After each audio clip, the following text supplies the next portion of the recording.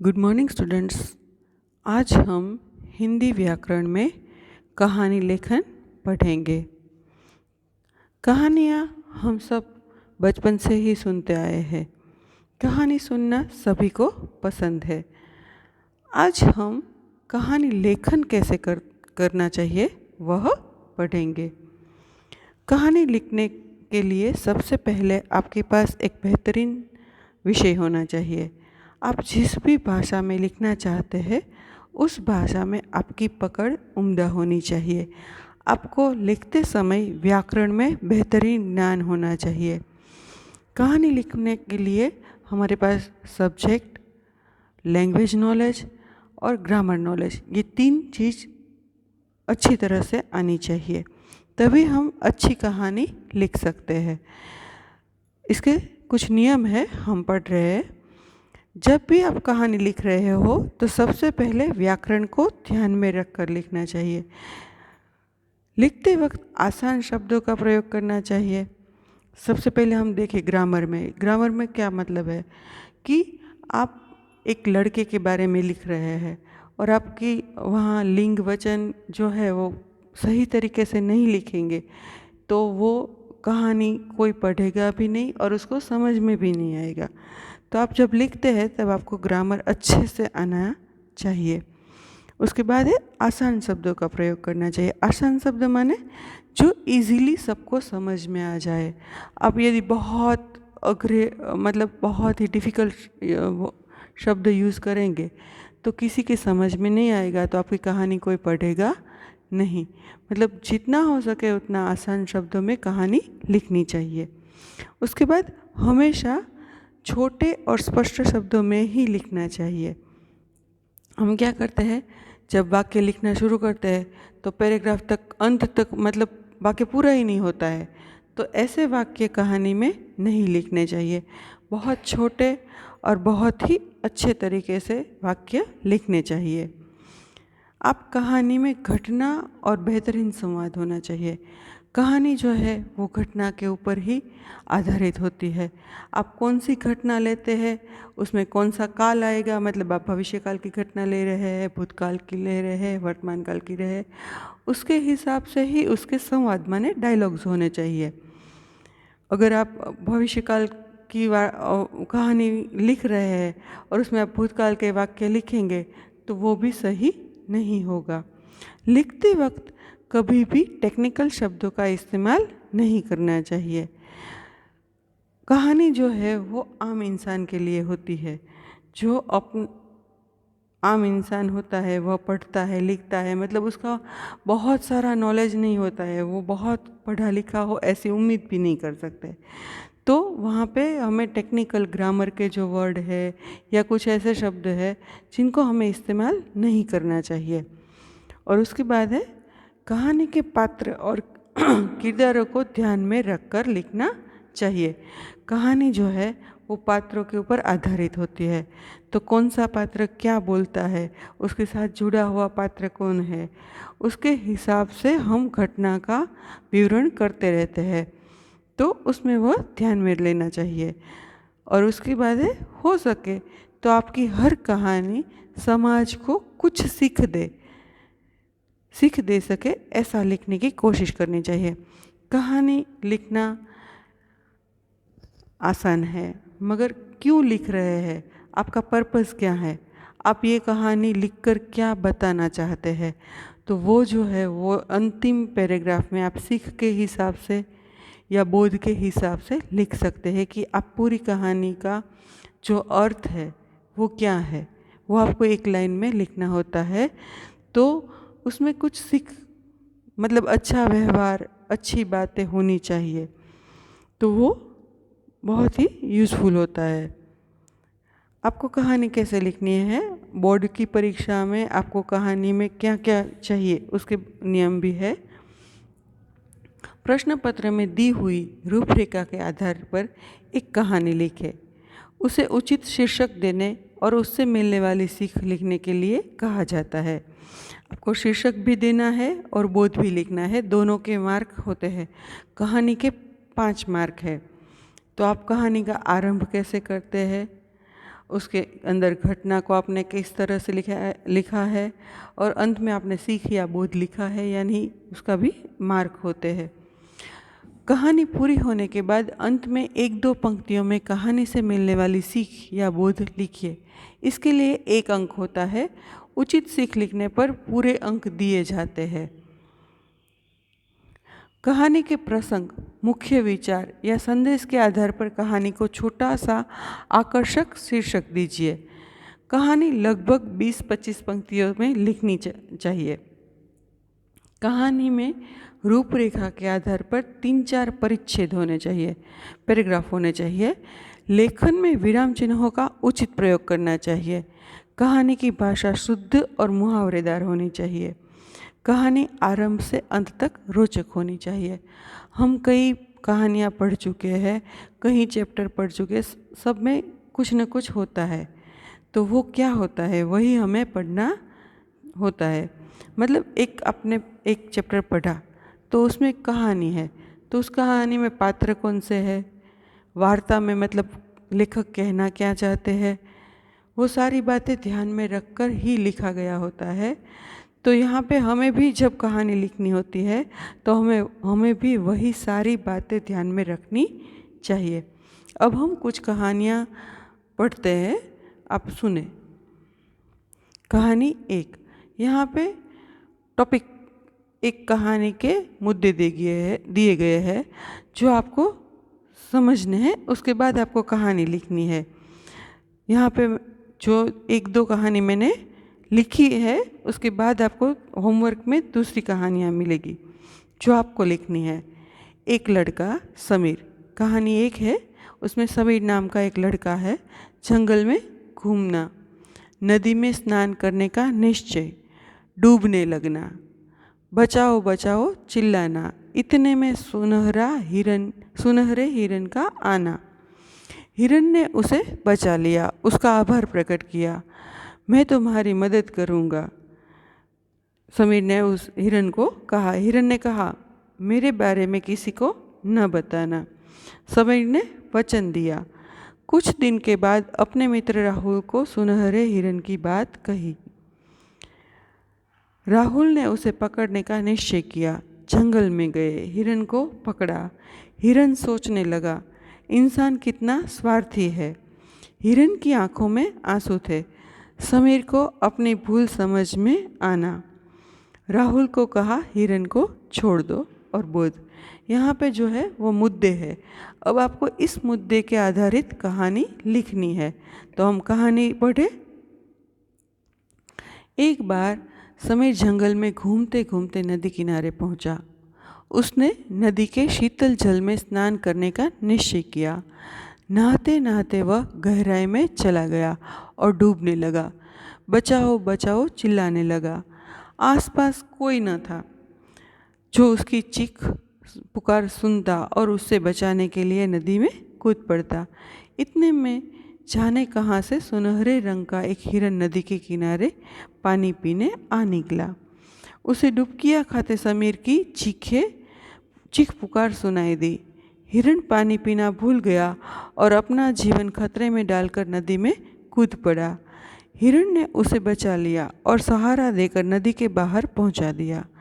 समीर ने अपने प्राण बचाने के लिए उस सुनहरे हिरन का आभार प्रकट किया, झुककर उसे प्रणाम किया और कहा, हे प्राण रक्षक, बहुत बहुत धन्यवाद। मैं जीवन भर तुम्हारा सेवक बनकर रहूँगा। हिरन इसके लिए तैयार नहीं हुआ। उसने समीर से कहा, मुझे सेवक नहीं चाहिए। कुछ देर बाद सोचकर वह बोला, हाँ बस एक बात का ध्यान रखना, मेरे बारे में किसी को न बताना। समीर ने उसे वचन दिया कि वह उसके बारे में किसी से चर्चा नहीं करेगा। कुछ दिन तो उसने यह बात किसी को नहीं बताई, पर एक दिन अपने मित्र राहुल को उस सुंदर सुनहरे रंग के हिरन के बारे में सारी जानकारी दे दी। राहुल ने सुनहरे हिरन को देखने का निश्चय किया। ऐसा सुंदर हिरन तो उसके घर की शोभा होगा। अगले दिन वह जबरदस्ती समीर को लेकर जंगल की तरफ चला। वहाँ सुनहरे हिरन को सोते देख दबे पांव जाकर उसे पकड़ लिया। हिरण उसके साथ समीर को देखकर सब कुछ समझ गया। हिरण सोचने लगा कि आदमी कितना स्वार्थी है, अपना काम निकलते ही वह बदल जाता है। इस आदमी को ही ले लो, यह मेरा सेवक बनने को तैयार था और अब इसी ने मुझे पकड़वा दिया। हिरण की आंखों में आंसू आ गए। समीर अपनी भूल समझ गया। उसने राहुल से कहा कि हिरण को छोड़ दो। दोनों मित्रों ने उसे आज़ाद कर दिया और कभी कभी उससे मिलने का वायदा करके घर लौट आए। बुध, हमें किसी से किया हुआ वादा नहीं तोड़ना चाहिए। इस कहानी में हमने 3 पात्र है, समीर, उसका मित्र राहुल और हिरण। 3 ही पात्रों से संवाद बने हैं, स्टोरी बनी है और उसके हिसाब से ही ग्रामर भी है। तो आपको इसी तरह कोई भी कहानी है उसके मुद्दे को पहले 2-3 बार पढ़ना है। उसके बाद आपको एक दिमाग में पूरी प्लॉट जैसा बनाना है कि इसमें क्या क्या आप ऐड करेंगे। उसके बाद आपको कहानी लिखनी चाहिए। अब दूसरी कहानी देखते हैं। कहानी 2। एक गांव के बाहर रास्ते पर एक स्कूल। विद्यार्थियों का पढ़ने आना। एक विद्यार्थी का परीक्षा में चोरी करने का इरादा। पढ़ाई में ध्यान न देना। प्रथम परीक्षा में चोरी का मौका न मिलना। अनुत्तीर्ण होना, पछतावा होना, चोरी न करने का संकल्प। पढ़ाई में जुट जाना, अच्छे अंकों से उत्तीर्ण होना, जीवन धन्य होना, चोरी न करने का इनाम और बोध। अब ये कहानी पढ़े। चंद्रपुर नाम का एक गांव था। गांव के बाहर से पक्की सड़क गुजरती थी। उसी के निकट एक स्कूल था जिसमें चंद्रपुर के ही नहीं आसपास के गांव के लड़के पढ़ने आते थे। सुरेश उसी स्कूल में 7वीं कक्षा का विद्यार्थी था। उसका मन पढ़ाई में नहीं लगता था। खेल कूद और साथियों के साथ गप्पाबाजी से ही उसे फुर्सत नहीं मिलती थी। उसके माता पिता बहुत साधारण स्थिति के थे। सुरेश उनकी इकलौती संतान था। कुछ ही समय में प्रथम परीक्षा आ गई। सुरेश ने पढ़ाई तो की नहीं थी, पर उसे अपनी चालाकी पर बहुत भरोसा था। उसने परीक्षा में नकल करके पास होने का निश्चय कर लिया। परंतु परीक्षा में निरीक्षक की नज़र बहुत तेज थी। सुरेश को नकल करने का मौका ही नहीं मिला। वह परीक्षा में बुरी तरह अनुत्तीर्ण हो गया, मतलब फेल हो गया। इससे उसके माता पिता बहुत दुखी हुए। उन्हें दुखी देखकर सुरेश को भी बहुत पछतावा हुआ। सुरेश ने संकल्प किया कि अब वह परीक्षा में कभी चोरी नहीं करेगा और मेहनत से ही पढ़ाई करके उत्तीर्ण होगा। बस फिर क्या था, वह दिन रात एक करके पढ़ाई में जुट गया। अगली परीक्षा में वह अच्छे अंकों से उत्तीर्ण हुआ, माने पास हो गया। उसके माता पिता को बहुत प्रसन्नता हुई। सफलता पाकर सुरेश को भी अपना जीवन धन्य लगा। सुरेश को लगा कि यह सफलता वास्तव में उसकी परीक्षा में चोरी न करने के संकल्प का ही इनाम है। बोध या सीख, सचमुच दृढ़ निश्चय और परिश्रम से असंभव को भी संभव किया जा सकता है। यहाँ पे जो वार्ता है वो ख़त्म होती है। मतलब आप सोचें, आगे की वार्ता और इस वार्ता दोनों में कहानी मतलब दोनों के अंदर अलग अलग सीख है, अलग अलग घटनाएं हैं। तो आप जो भी घटना मतलब जो भी कहानी लिखे उसके हिसाब से आपको समझना चाहिए और दूसरों को समझ में आए ऐसा ही लिखना चाहिए। इसके बाद है कहानी 3, राजा को पढ़ने लिखने का शौक। शिक्षक की व्यवस्था। कई महीने बीतना। राजा की स्थिति पहले जैसी। गुरु से कारण पूछना। शांत भाव से जवाब। राजा को अपने अहंकार की जानकारी होना। उपवन में गुरु का ऊंचा स्थान बनवाना। उच्च शिक्षा ग्रहण करना।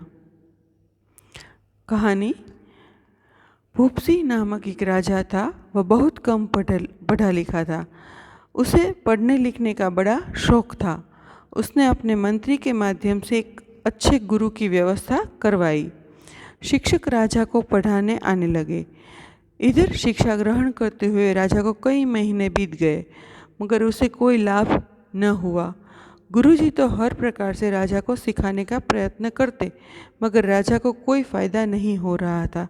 राजा बड़ा परेशान था, लेकिन गुरु की प्रति माँ पर प्रश्न नहीं उठा सकता था, क्योंकि गुरु बहुत ही योग्य व लोकप्रिय थे। राजा ने रानी से अपने मन की बात प्रकट की। रानी ने राजा को सलाह दी कि गुरु जी से ही इस प्रश्न का हल पूछकर देखे कि उन्हें लाभ क्यों नहीं हो रहा है।